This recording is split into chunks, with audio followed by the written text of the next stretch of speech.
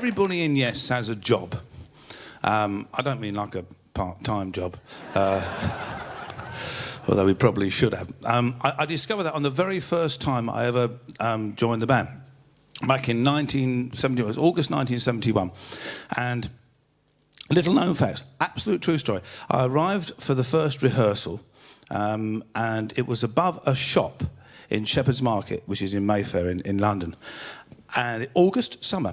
And I was a little confused upon arriving because there was the shop and there was a staircase that went up where we rehearsed up the top. And so we had to go up the staircase. And in the shop, in the doorway, were 4 or 5 extremely attractive women wearing fur coats. And I couldn't work this out. In the middle, I thought it must be a Furrier's. Wrong. It was a brothel. So Yes actually rehearsed above a brothel, which probably accounted for why Chris was late most days for rehearsals. The very first rehearsal I remember extremely well because Chris arrived and he'd got this idea for a bass riff in the car, which was a fast run. And he just played it. And then Steve said, well, I've got a bit that goes on the end of that, which with the fast bass riff was the older. And the bit that Steve had was the... And then we got a bit more, and somebody added a bit more, and I said, I've got a middle bit that goes... And I suddenly realised how Yes things work. They work like a jigsaw, and everybody brings different pieces in. So everybody brings the themes and bits of music.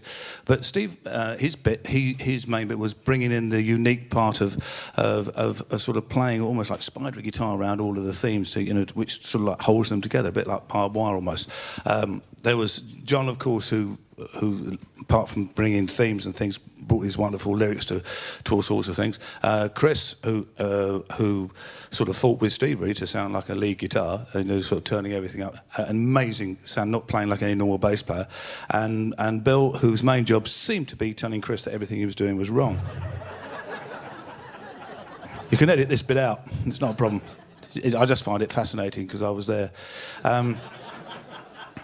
And I soon found out what my job was, which I mentioned before when I did And You and I. It was because John said, once when we did this other piece of music, there was all these bits of pieces floating around.